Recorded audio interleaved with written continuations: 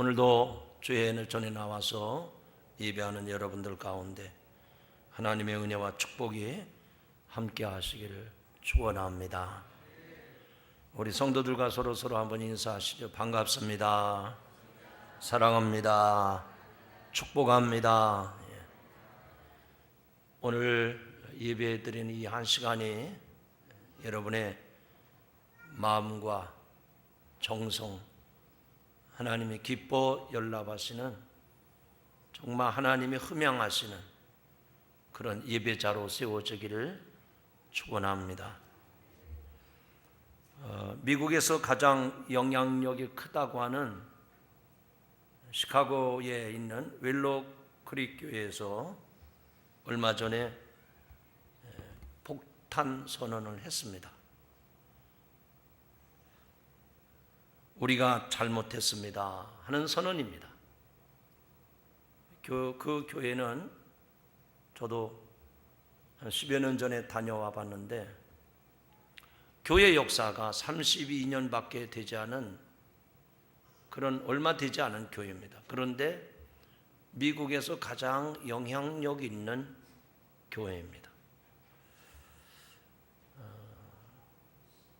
그 교회가 이런 충격적인 선언을 한 것은 32년의 짧은 역사 속에서 미국이 주목하는 교회, 전 세계가 주목하는 교회로 숫자적인 성장은 했을지 몰라도 예수 그리스도의 참 제자는 만들지 못했다, 이렇게 평가를 하고, 그래서 그 평가에 의해서 이런 충격적인 선언을 한 겁니다.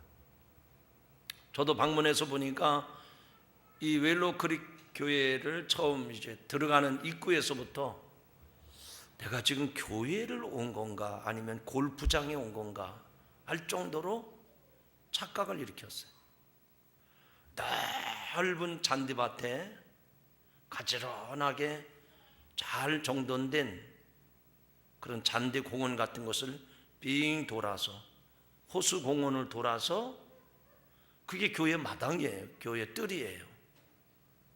그리고 저 나지막한 건물로 가는데 그게 교회당이더라고요.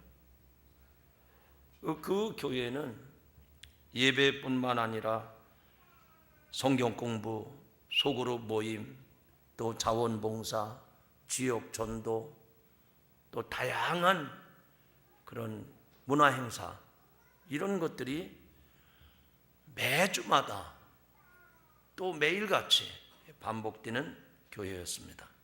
그러니까 거기에 막대한 돈을 쏟아붓고 교인들도, 또 교인이 아니더라도 그 지역에 있는 사람들은 그 교회를 방문하고, 그래서 정말 교회가 생동력 있는 그런 모습을 보고 왔습니다. 날로 부흥하는 교회, 미국뿐만 아니라 전 세계가 주목하는 교회였습니다. 그러나 그 교인들이 하나님을 정말로 사랑하는가, 정말로 이웃을 사랑하는가, 그 질문에 대해서는 많은 숫자가 아니다, 이렇게 솔직하게 대답을 한 겁니다. 무엇이 문제였는가? 정말 성도들이 하나님을 사랑하고 이웃을 사랑하느냐라고 하는 질문에 대해서 신앙의 양심을 가지고 진솔하게 아니다라고 대답을 했는데, 무엇이 문제일까? 무엇 때문에 이런 대답이 나왔을까 하는 겁니다. 교회가 성장하고 좋은 일을 많이 하기 때문에 지역 사람들에게 칭찬을 받고 전 세계가 주목하는 교회예요. 성도들도 그 교회에서 신앙생활하는 것을 자랑스럽게 긍지로 여기는데, 왜 하나님을 사랑하는가, 이웃을 사랑하는가, 거기에 대해서 아니라고 대답한 이유는 무엇 때문이었을까? 뭐가 잘못되었기 때문에 이런 대답이 나왔던 것일까? 저는 이 웰로 크릭 교회가 교회 컨설팅, 교회에 대한 그 건강 지수를 이제 체크하는 가운데 이런 대답을 한 건데, 그게 웰로크릭 교회만의 대답일까? 그게 그 사람들만의 대답일까? 송구스럽고 죄송한 얘기지만 우리들도 별반 다르지 않겠다. 그것이 목사의 판단입니다. 왜 우리들의 살아가는 삶의 모습을 보면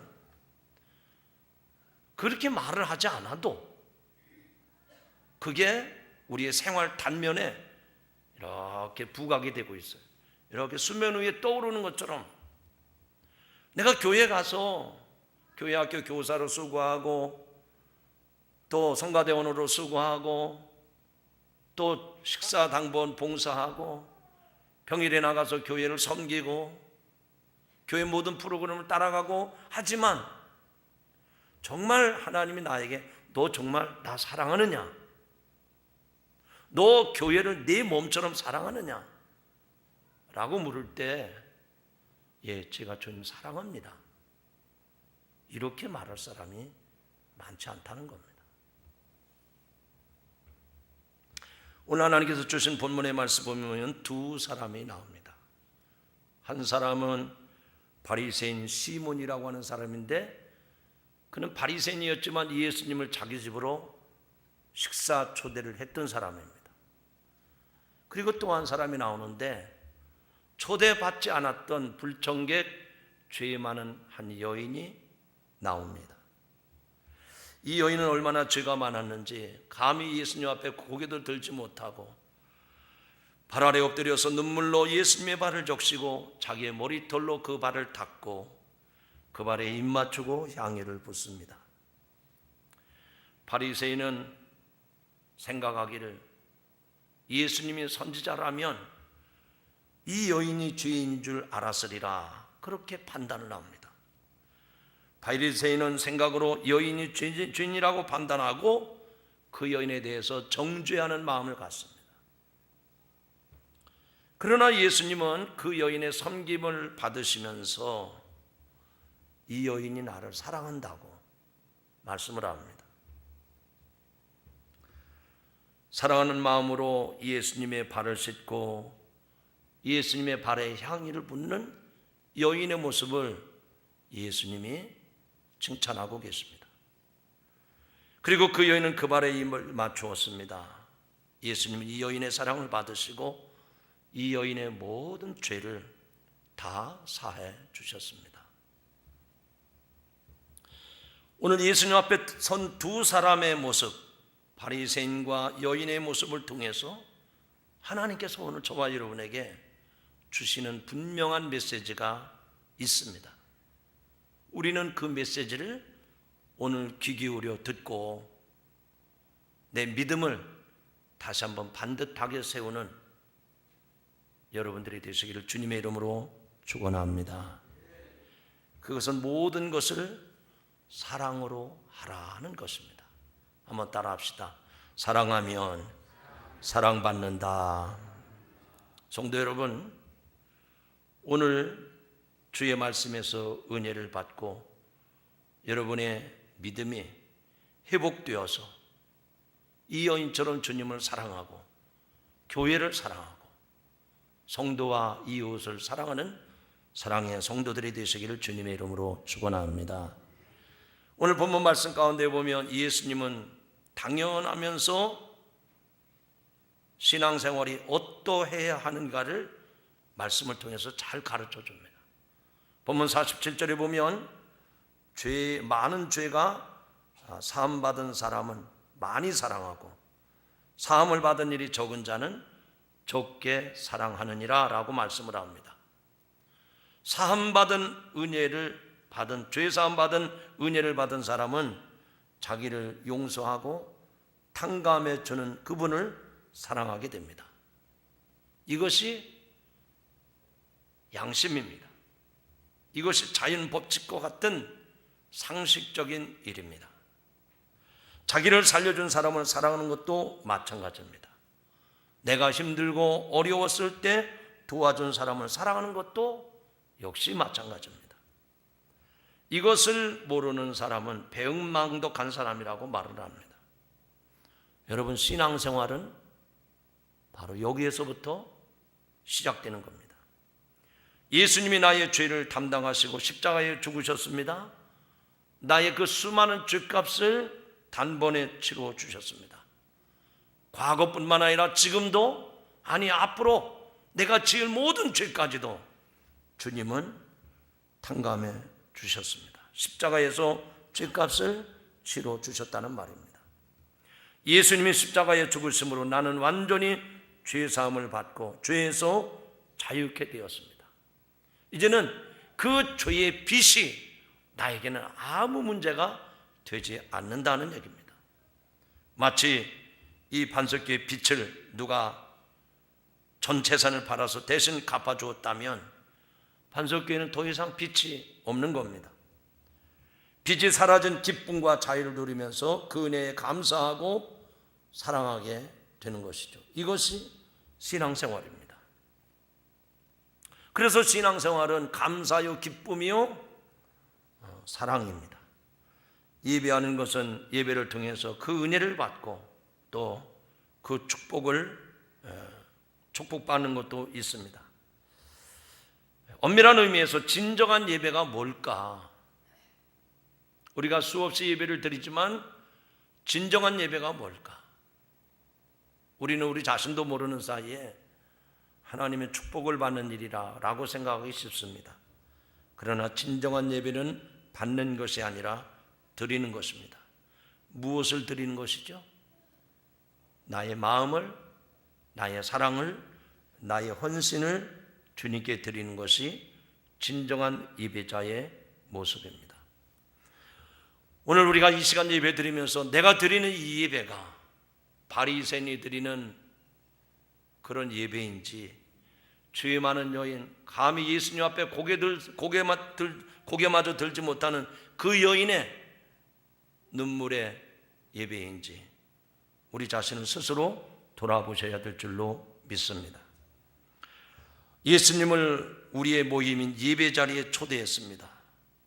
그런데 예수님이 예배 가운데 임재하심에도 불구하고 기쁨이 없습니다. 반가움이 없습니다. 감사 고백도 없습니다. 기쁨의 찬송도 사라졌습니다. 주의 말씀을 꿀송이보다 더 단 말씀으로 사모하는 감정도 없어졌습니다. 의식적으로 참여하는 것뿐입니다. 예배 순서 따라서 형식적으로 예배를 드리는 겁니다. 잘 짜여진 예배, 한 시간도 때로는 지루함을 느낍니다. 이게 바리새인의 모습이에요. 이게 바리새인의 모습이라는 얘기입니다. 사랑하는 성도 여러분, 우리는 예수님의 십자가의 은혜로 나의 모든 죄가 사함받은 사람들, 바꿔 말하면 용서받은 사람입니다. 용서받기 전에 죄가 다 드러난다든지 죄값을 치러야 한다든지 그렇다면 우리는 지옥에 가야 될 것이고, 또 그런 나는 하나님 앞에 사람들 앞에 조롱과 멸시, 천대를 받아야 될 것입니다.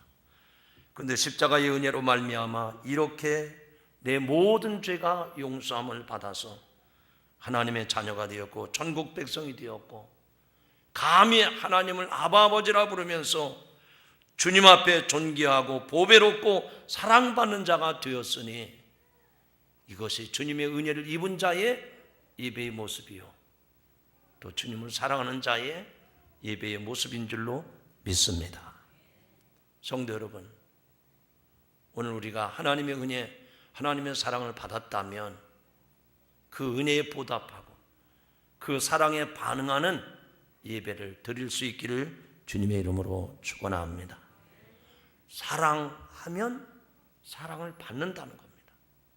아니, 사랑을 받은 사람은 더 많은 사랑을 나누고 베풀 수 있는 것입니다. 그러므로 우리가 주를 사랑하는 것이 마땅하고, 우리 모두가 주를 사랑함으로 예배하고, 주를 사랑함으로 주의 말씀에 순종하고, 주를 사랑함으로 내 삶을 주님께 드리는 헌신의 삶이 여러분의 삶이 되시기를 주님의 이름으로 축원합니다. 두 번째로 오늘 말씀을 통해서 깨닫는 교훈은 주를 사랑함이 더 큰 축복이 된다는 사실을 깨닫게 됩니다. 한번 따라 합시다. 주를 사랑함이 더 큰 축복이 됩니다. 우리가 사랑으로 주께 나아가는 것에 있어서 주님이 주시는 두 번째 메시지는 주를 사랑하는 것이 내게 더 큰 축복이다, 그 얘기입니다. 예수님은 온 마음과 정성으로 예수님을 사랑한다 표현했던 이 여인에게 48절에서 이렇게 말씀합니다. 내 죄 사함을 받았느니라. 아멘. 예수님을 초대해서 극진한 저녁 식사를 초대하는 이 바리새인에게는 이런 축복의 말씀이 없어요. 어쩌면 이렇게 자기의 눈물로 예수님의 발을 씻고 자기의 머릿결로 예수님의 발을 씻었던 이 여인에 비교하면 너는 아니라는 거죠. 그런 말씀은 없지만 이 바리새인 시몬을 향해서 그런 언지를 주고 있는 겁니다. 사랑하는 성도 여러분, 오늘 우리가 신앙생활하면서 정말 받고 싶은 축복이 뭔가 물어보고 싶습니다. 아니, 여러분들이 오늘 이 설교 말씀을 들으시면서 내 평생 예수 믿고 신앙생활하고 주님을 사랑하고 교회를 섬기고 내가 죽는 날까지 나뿐만 아니라 자자손손 대대로 예수 믿고 살기를 원하는데 정말 예수 믿고 사는 삶에게 그런 성도들에게 하나님이 주시는 축복이 뭘까? 여러분 한번 대답해 보시죠. 여러분이 바라는 축복이 뭡니까? 세상에 물질적으로 여유가 생기는 겁니까? 자녀들의 세상에서 잘 되는 일입니까? 건강이 사라지고 건강이 회복되고 질병도 치유받고 이런 겁니까? 물론 그것도 좋죠. 그러나 저와 여러분이 꼭 하나님께 받아야 될 복, 정말 우리의 평생 소원, 하나님 앞에 날마다 구하고 또 구해야 될 복은 죄 사함의 복인 줄로 믿습니다. 이 여인이 어떤 죄 사함의 은혜를 받았기에 예수님을 사랑으로 섬겼는지는 알 수가 없습니다. 성서학자들은 이 여인이 가늠하다가 잡힌 여인이지 않을까, 아니면 귀신 들렸다가 고침을 받은 여인이지 않을까 추측만 할 뿐입니다. 그런데 예수님은 이 여인이 전에 받았던 은혜보다 더 귀한 죄 사함의 은혜를 주셨습니다. 여인은 이것을 바라고 예수님께 나가지 않았을 것입니다. 단지 예수님을 진심으로 사랑하고 싶었던 마음, 그 마음 가지고 예수님께 나갔던 것입니다. 그런데 예수님은 그 여인의 사랑을 받으시고 이 여인에게 놀라운 은혜, 내 죄 사함을 받았느니라 라고 축복을 하십니다.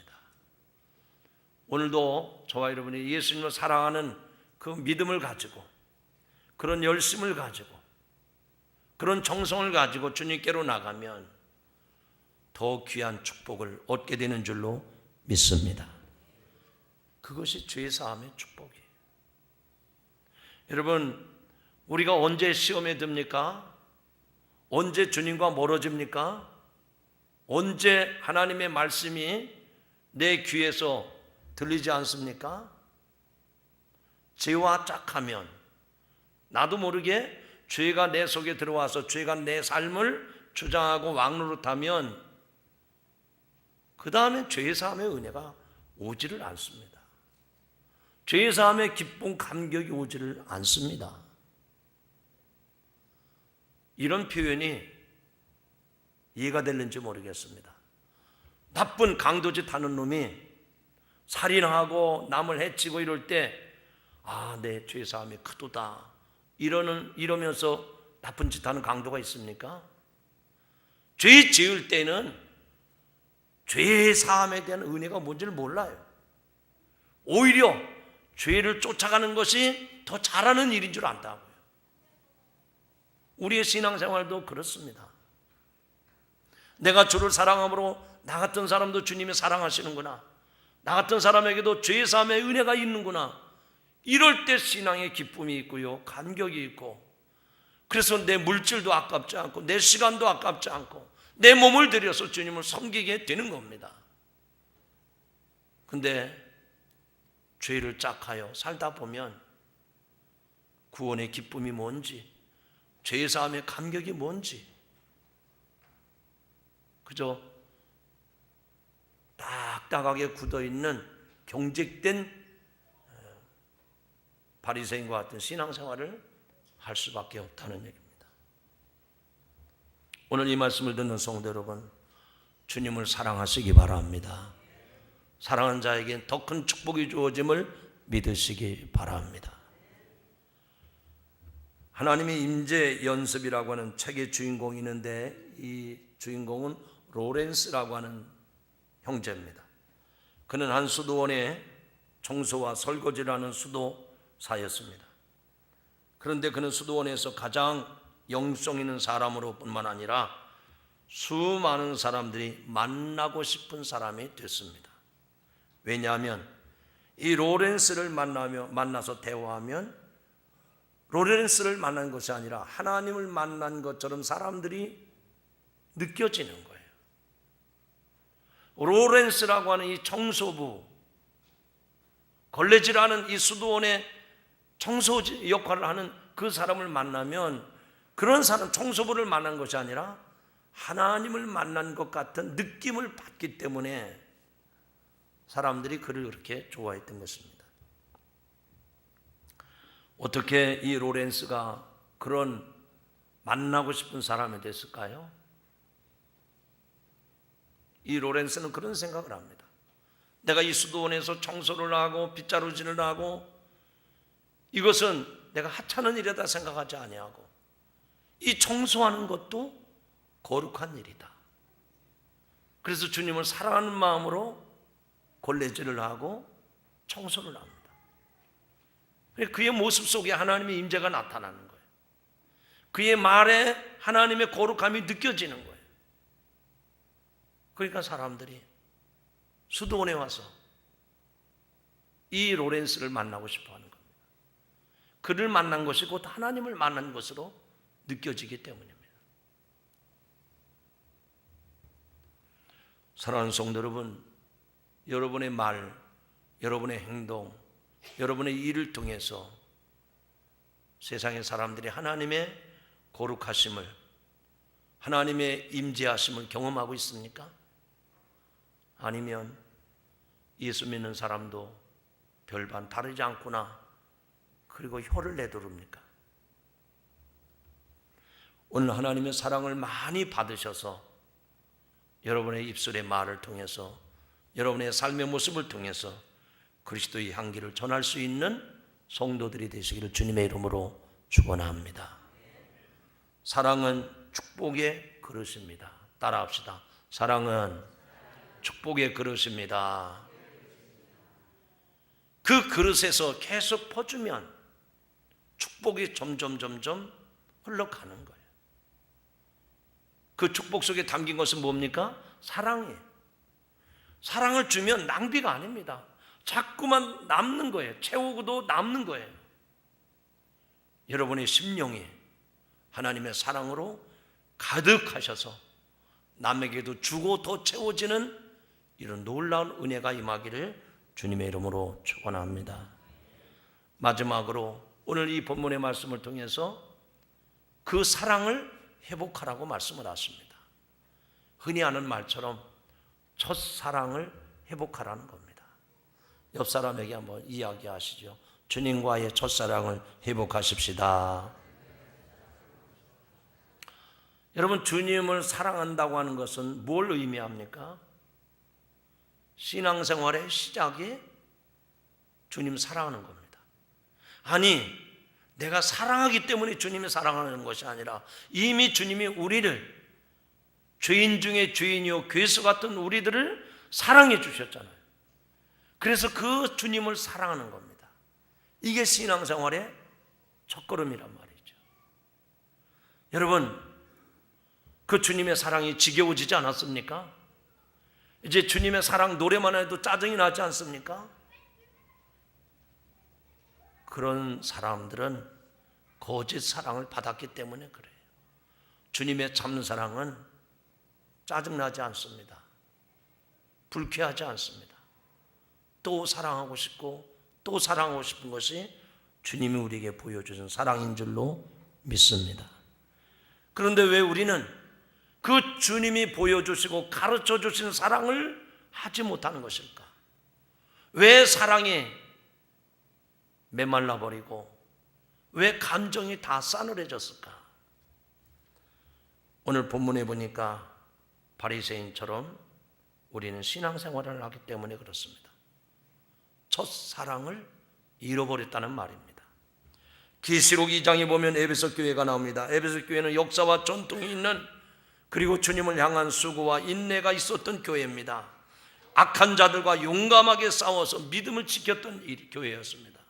주님의 일에 게으르지 않았다고 했습니다. 주님의 일을 위해서 참고 감당한 교회였습니다. 그런데 그런 에베소 교회를 향해서 주님이 한 가지 책망할 것이 있다는 거예요. 저는 이것이 오늘 우리 교회에, 우리 성도들에게 주신 말씀이 아닌가. 주님이 여러분의 신앙의 연조를 다 아세요. 여러분이 어느 정도 헌금 생활 하시는지 다 아시잖아요. 내가 주중에도 하나님을 어떻게 의지하고 사는지 주님이 다 아시잖아요. 다 아시는데 주님이 그 중에 한 가지를 책망하신단 말이죠. 뭘 책망하실까요? 첫사랑을 잃어버렸다는 겁니다. 그러니까 이 말씀을 뒤집어서 놓고 얘기하면 내가 열심히 하고 있어요. 내 노력을 주님이 다 아세요. 여러분의 몸 바쳐서 물질 바쳐서 수고하는 거 다 아시는데 그거는 사랑이 기본이 안 된, 사랑이 빠진 노력, 수고, 헌신, 열심, 이러다 보니까 의미가 없다는 거죠. 저와 여러분, 그것도 중요하지만 하나님과의 사랑이 우선인 줄로 믿으시기 바랍니다.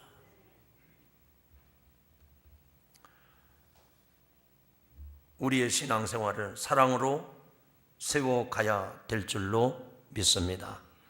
에베소 교회처럼 주님은 우리에게 첫사랑을 회복하라고 말씀을 하셨습니다. 그 사랑을 회복하기 위해서는 주님 앞에 날마다 사랑 고백을 하셔야 돼요. 자꾸만 주님 사랑합니다. 왜? 주님이 저와 여러분에게 놀라운 은혜예요. 놀라운 사랑을 주셨잖아요. 그 사랑을 받았음에도 불구하고 입을 열어서 사랑합니다, 고맙습니다 말하지 못한다면 사랑받은 사람이 아닙니다.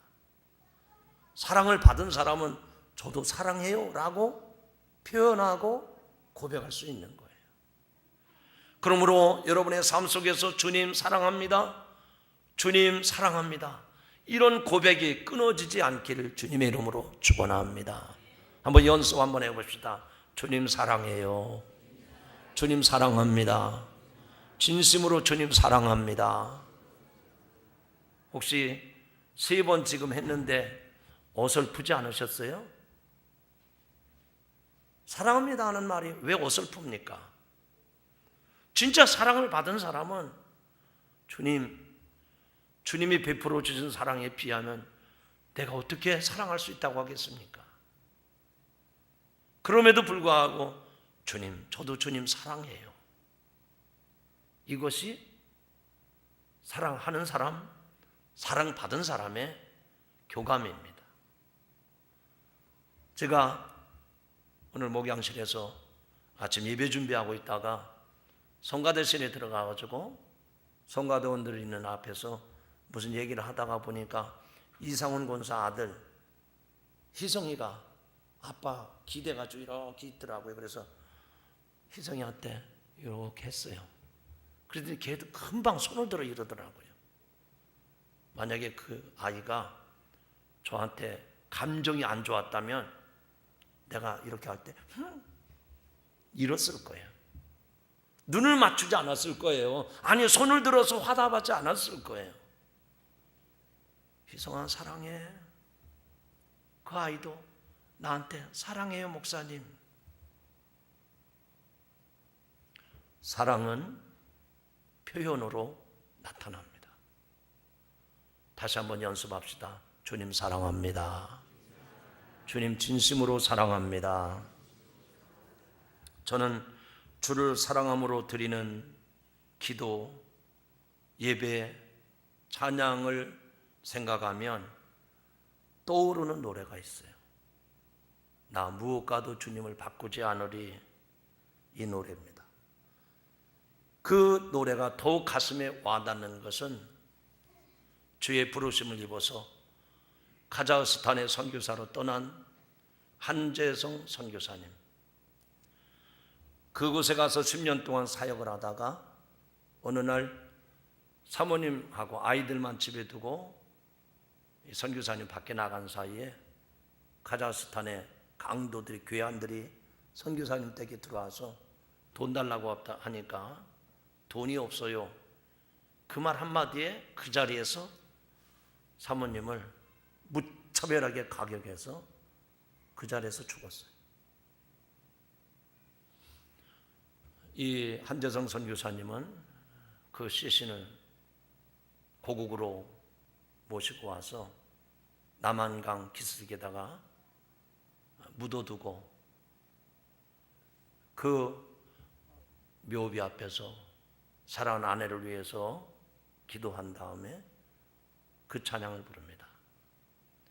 내 아내를 데려가신 하나님, 내 아내를 먼저 불러가신 주님, 원망하지 않습니다. 지금도 저는 주님을 사랑합니다. 그리고 그런 고백을 한 다음에 이 선교사님은 다른 사역지로, 다른 나라로 선교사를 가려고 하다가 내가 주님 사랑하는데, 주님이 그 카자흐스탄 백성들을 사랑하시는데 내가 다시 카자흐스탄으로 갑니다. 그러면서 나 무엇과도 주님을 바꾸지 않으리, 이 노래를 부릅니다. 요한복음 12장에 보면 3번씩이나 예수님을 모른다고 부인하고 떠났던 베드로에게 주님 다시 찾아오셔서 뭐라고 물으셨습니까? 혹시 성경 읽으신 분들, 성경 쓰신 분들 기억나십니까? 베드로에게 예수님이 찾아오셔서, 아니 베드로, 너 어떻게 나를 부인했느냐? 너 나한테 그럴 수 있느냐? 이렇게 추궁하고 묻지 않으셨습니다. 베드로야, 내가 나 사랑하느냐? 예, 제가 주님 사랑합니다. 또다시 물으십니다. 베드로야, 내가 정말 나를 사랑하느냐? 제가 주님 사랑하는 것 주님이 아시지 않습니까? 3번째 또 물으십니다. 내가 이 사람들보다 나를 더 사랑하느냐? 베드로는 주님의 그 사랑을 받았기 때문에 주님 사랑합니다라고 고백을 했습니다. 성도 여러분, 오늘 본문을 통해서 우리에게 주신 메시지는 무엇입니까? 사랑하면 사랑받는다는 거예요. 사랑하면 죄사함의 축복, 더 큰 축복을 받는다는 겁니다. 이 놀라운 은혜를, 이 놀라운 말씀을 우리가 받았는데 우리는 바리새인처럼 우리의 믿음이, 우리의 헌신이, 우리의 신앙이 굳어져 있지 않은지, 오늘 이 말씀을 통해서 주님의 사랑을 회복하는 축복의 아침이 되기를 주의 이름으로 축원합니다.